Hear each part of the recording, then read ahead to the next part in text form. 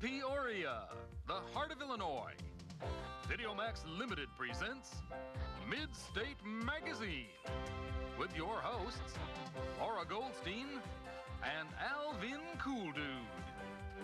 News anchors Julie Pfeiffer and Alania Livingston.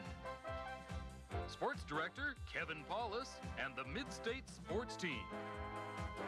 City Beat with Jason Altschul. Arts and Doings in the City with Corey Torf. Our musical director is John Kowalski. And now, from the campus of Bradley University, in America's friendliest city, hosts of the town, Laura Goldstein and Alvin Cooldude. Hi, I'm Laura Goldstein. And I'm Alvin Cooldude. Welcome to Midstate Magazine. We've got a really great show tonight, so why don't we just jump right on in? Laura.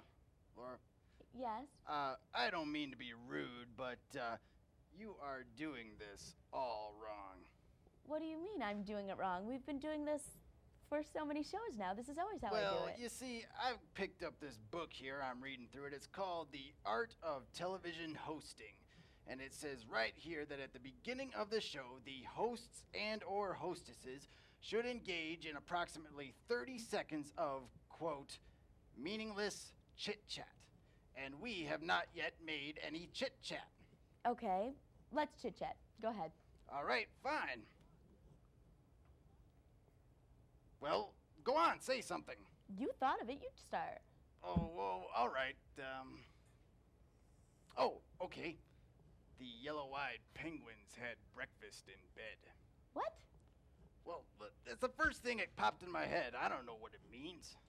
Alvin, anyway, on tonight's show, our arts correspondent Corey Torf will be talking with Rebecca Berland, the general manager of the new hangout, the Comedy Cafe. Plus, Corey will be speaking with the cafe's MC, Jim Ferrugio. Our news anchors, Julie and Alania, will tell us all about the annual Food Share Canathon. Plus, they'll be taking a look at the Peoria Rescue Ministries.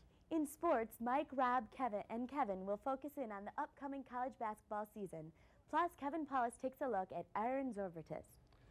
But up first, as always, is that man with the city beat, Jason Altschul.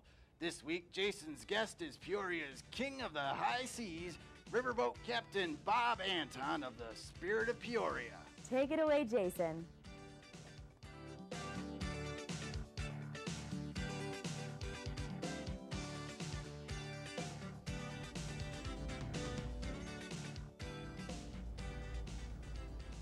Hello, I'm Jason Altschul and welcome to City Beat.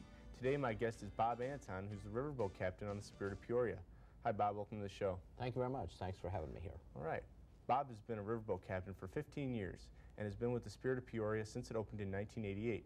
The Spirit of Peoria is an old riverboat that anyone can come on to enjoy a boat ride on the Illinois River. Today we'll talk to Bob about the Spirit of Peoria and what it's like to be the captain of it. Bob, my first question would be, what does the Spirit of Peoria Spirit of Peoria offer the city of Peoria? I like to look at the riverboat as a modern time machine. The boat is designed much like the old-time riverboats that ran up and down the river. And I think people can get on the boat and pretend that they're going back in time. We have a historical narration on board. People can see their river, a living river with the birds and the wildlife along the shore, see what industry is doing to it. And so it offers the person a variety of things. Is it an actual old riverboat that they used to run on the river? It's not an old riverboat. It's only 5 years old, but the design of it makes it look much like the old-time boats. We have a lot of people that come on and think that they're on a real old riverboat. Mm-hmm. But the design of it, the way the pilot house is designed with a large wheel in the pilot house that actually steers the boat, makes it look like an old-time riverboat. Mm-hmm. What was it that made you decide to be a riverboat captain? Well, that goes back to a long time. That was back in about 1971, and a big steamboat called the Delta Queen came to Peoria. And, I got interested in steamboats. I'm a history teacher, and I like to study history. And anyway, this old-time riverboat coming to town kind of got me excited in steamboats, and I started collect pictures and books and artifacts, and that's what got me going. Okay.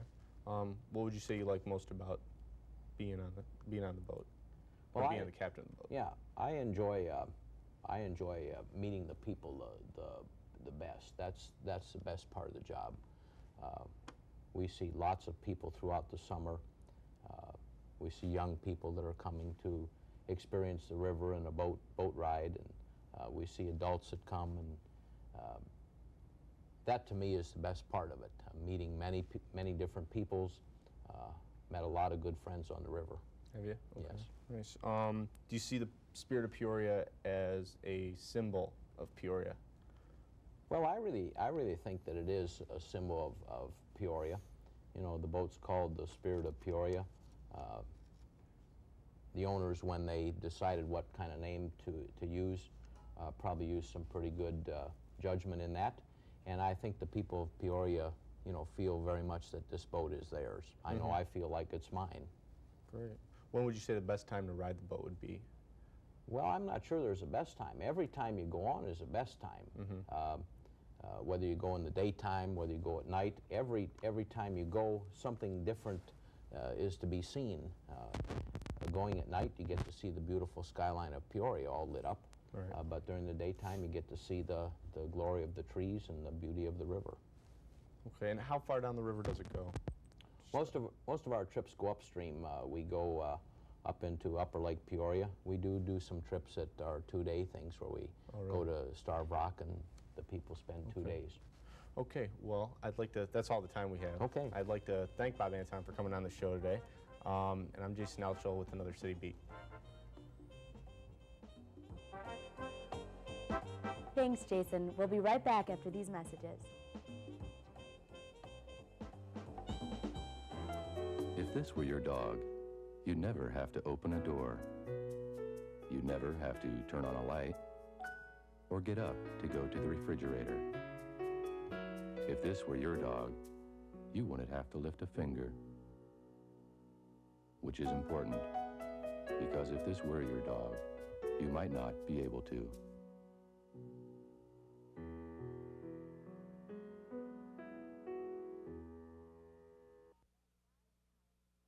I wouldn't ride with somebody who's been drinking, because when they're drunk, they can't see that good. They'd feel drowsy, and they'd see a lot of things wiggly. If you're drunk, then you should have a friend come and drive you home. Not to drink and drive and be safe. Help protect Illinois' future. Drive smart. Drive sober.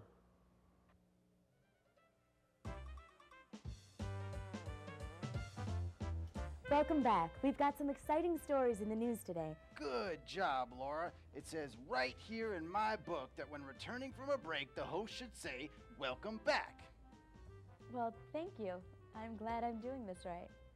Anyway, Julie and Elenia have prepared a marvelous... Of course, it's not really like we need to tell them that we're back. I mean, television is a visual medium. They could see we were back. We didn't really need to tell them that we were back. Alvin, why don't we just introduce the news segment? Well, that's just what it says to do here in my book. Introduce the next segment, just like this. This week, Julie and Elenia will be bringing us many interesting stories, including a look at the Can-a-thon collection. You know, Alvin, I've been thinking about it, and I don't really think you need that book. You're a wonderful host, and you've been doing a great job without it. Well, thank you. That's just what it says to do here.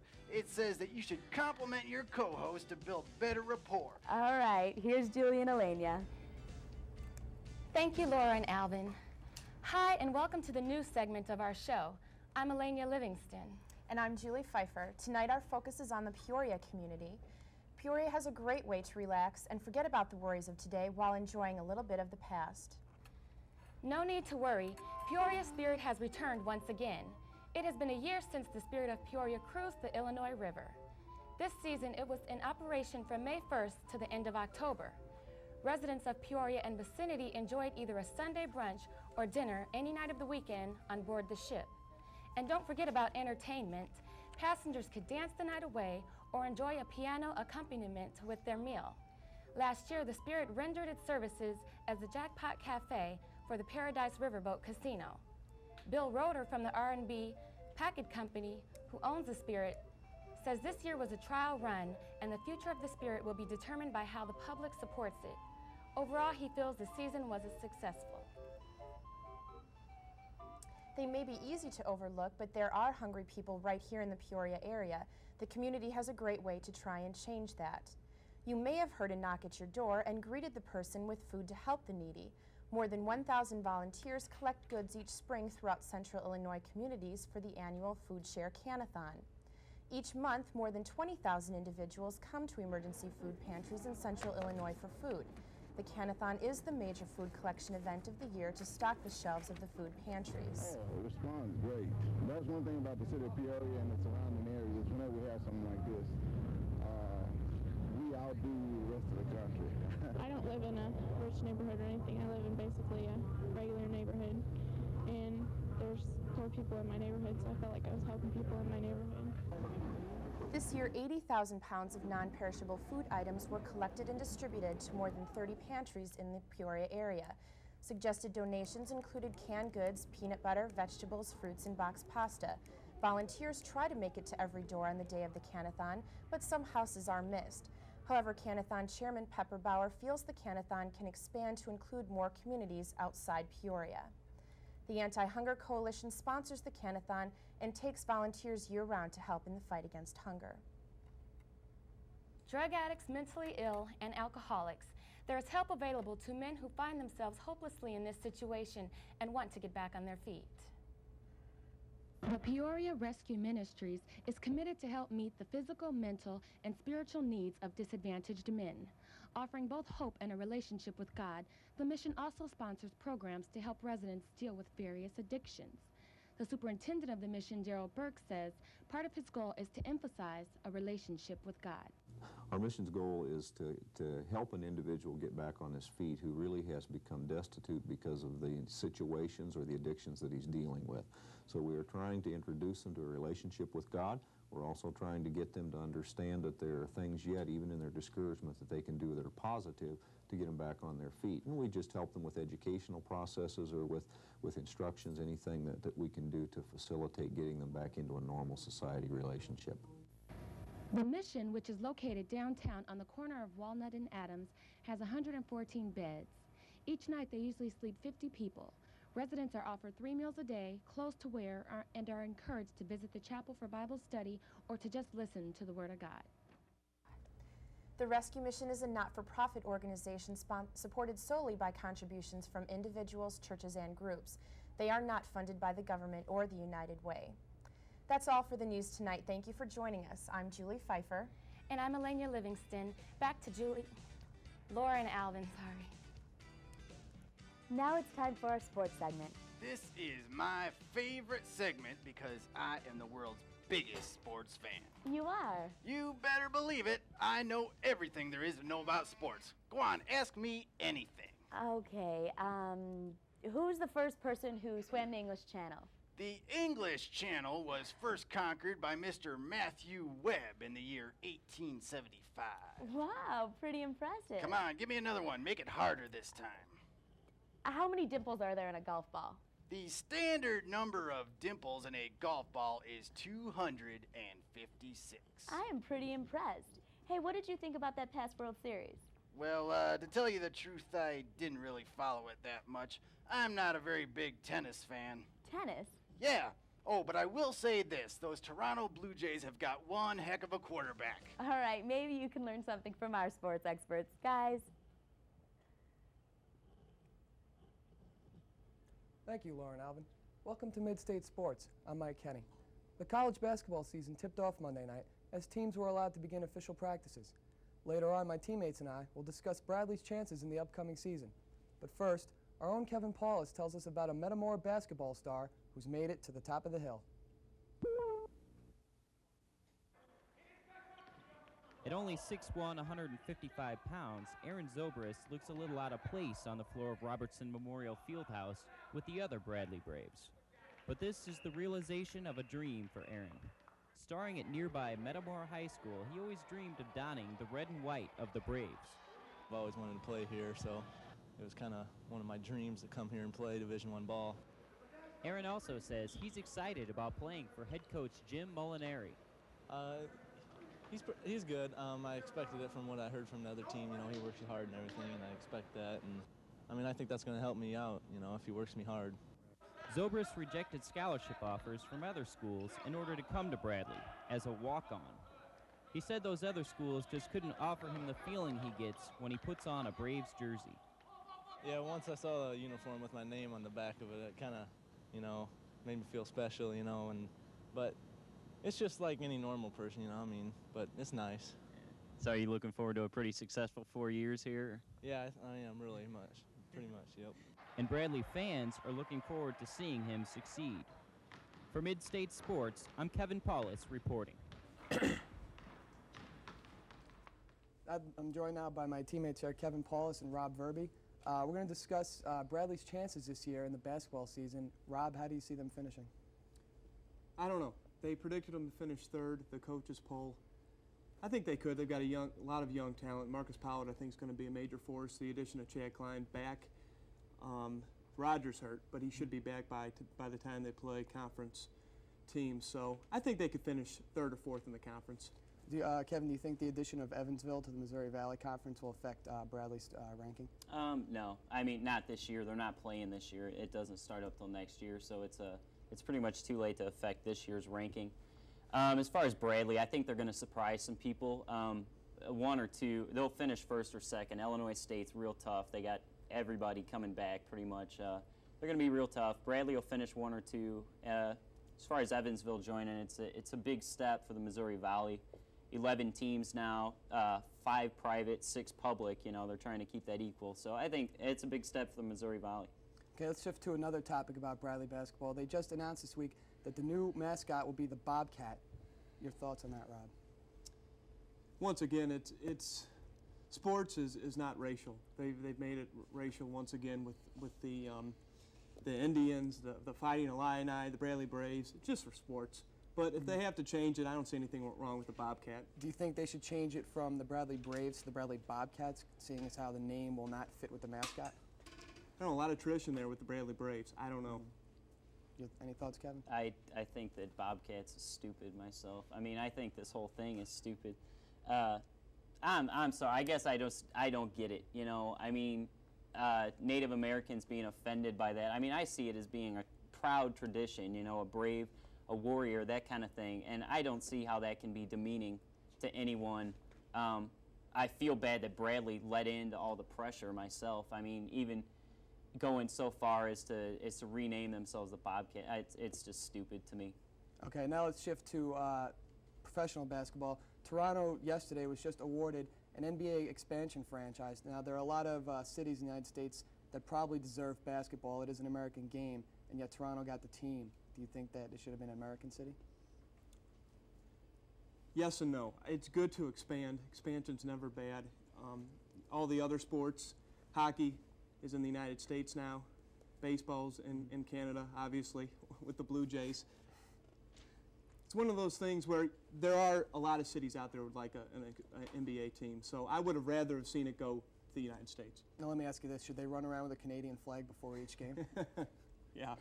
Oh, I don't think so. We're going to get back into that, aren't we? Right. I think it's a big step for the NBA. I mean, crossing national borders, I've read today that they're not done. I mean, Vancouver might be added for the 95-96 season. I think that's a big step for the NBA, marketing and just the game in general. I think it's a great thing. Do you guys think that now that there's almost too many teams in the NBA, I mean, there's going to be like over 33 teams now with the addition of these two teams? No, I don't think you can it'll ever dilute the talent. I don't think you can ever have too many teams. Okay. All right, let's switch to the NHL. There was a big trade this week. The Blackhawks finally got rid of Steve Larmer. They had to. He wasn't going to play for them. He went to the Rangers.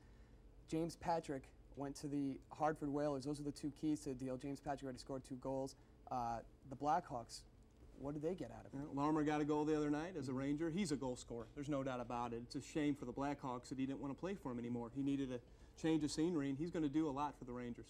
I think the bottom line is the Blackhawks pretty much stunk before, and they stunk at. I mean, it's not doing. They're trading away all their talent. So I mean, I I don't see him doing anything with that deal.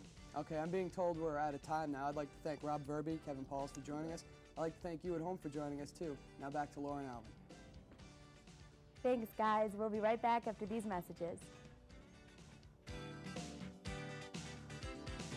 So you spend time each week helping the homeless. Yeah. Well, what do you do? Go down to the Salvation Army and first see that they get food and shelter. Anything else? Well, I mostly just be their friend. Try and help them to help themselves. Know that they can do it. But there's hope. So how do you do that? I show them a picture of a homeless family that the Salvation Army programs help get back on their feet. A family you worked with? Yeah, my family. With your help, we're making a world of difference. Come on, come on. I've got to get out of here.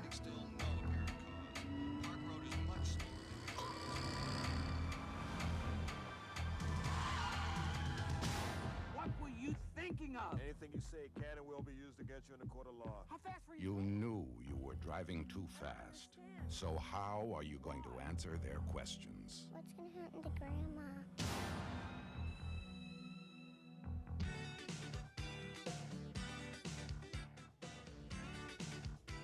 Now it's time for our art segment. Featuring that man on the cutting edge of the art scene and a snappy dresser besides, Mr. Corey Torf.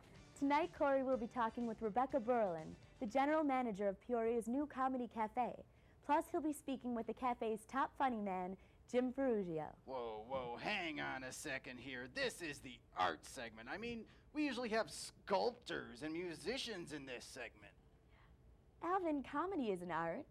The art of laughter. Oh, well, I guess I never thought of it that way before. I mean, when comedy comes natural to you, you don't really think of it as an art form. So you think you have a knack for comedy? You better believe it. All right, tell us a joke. Well, I can't think of anything right now. Okay, well, you are thinking of one. We'll go to Corey.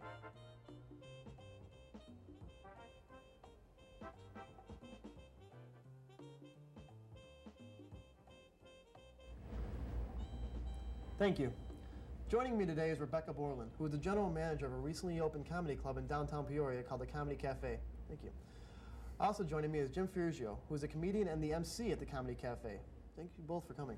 I'd like to talk to you first, Rebecca. Tell me how you got the idea for the Comedy Cafe. Well, when our hotel opened about a year ago as a Holiday Inn, we began to do some market research about the downtown area and what kind of market it was drawing and what kind of things were popular there. And we had a space in our hotel that had formerly been a nightclub, kind of a raunchy nightclub actually, and at present it was serving as a small pasta restaurant and really wasn't doing very well. We thought there could definitely be a better use made of that space, not only for the community but also for the guests in the hotel.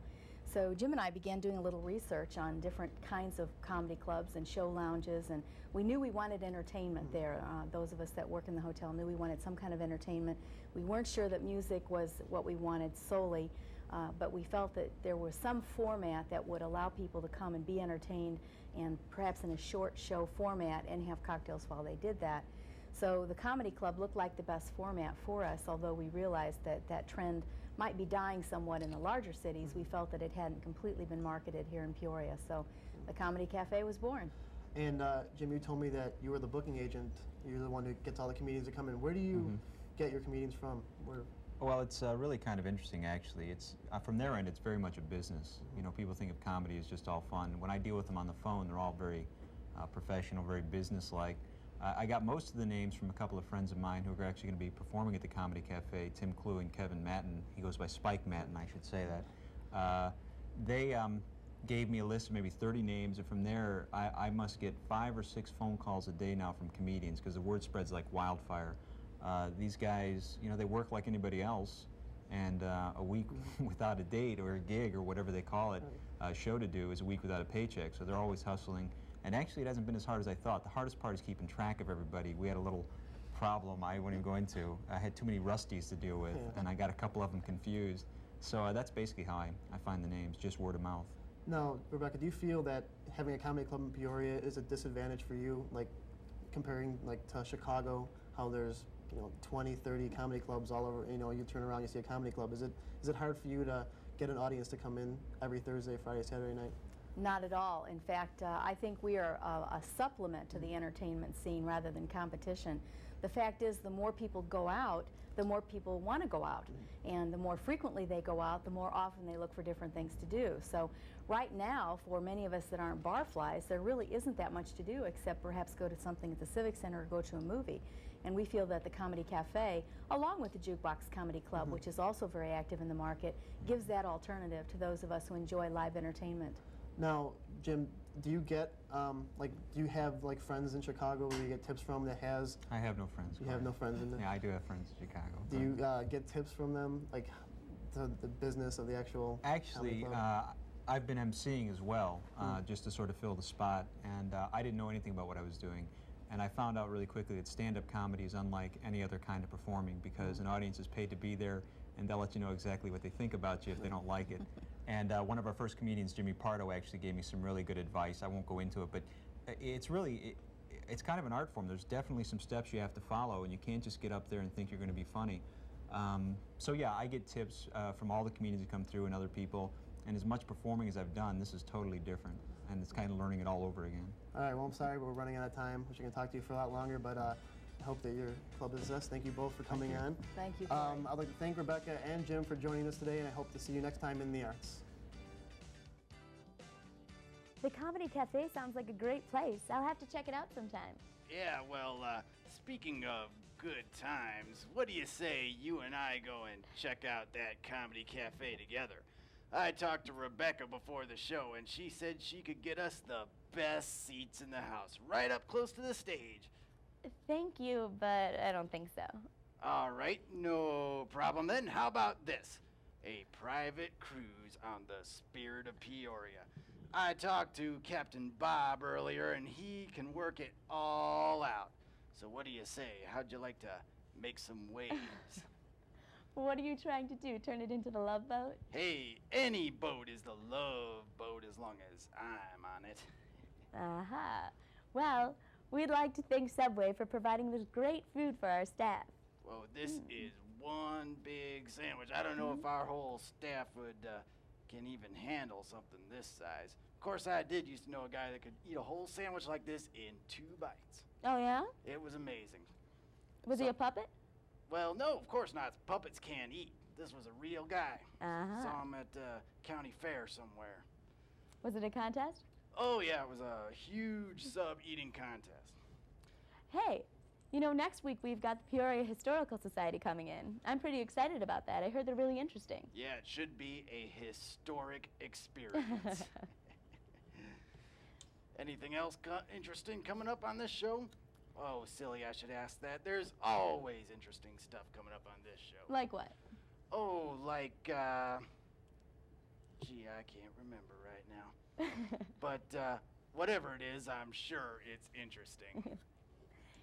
So, how are those new classes you're taking? New classes? Mm-hmm. Well, they're doing all right.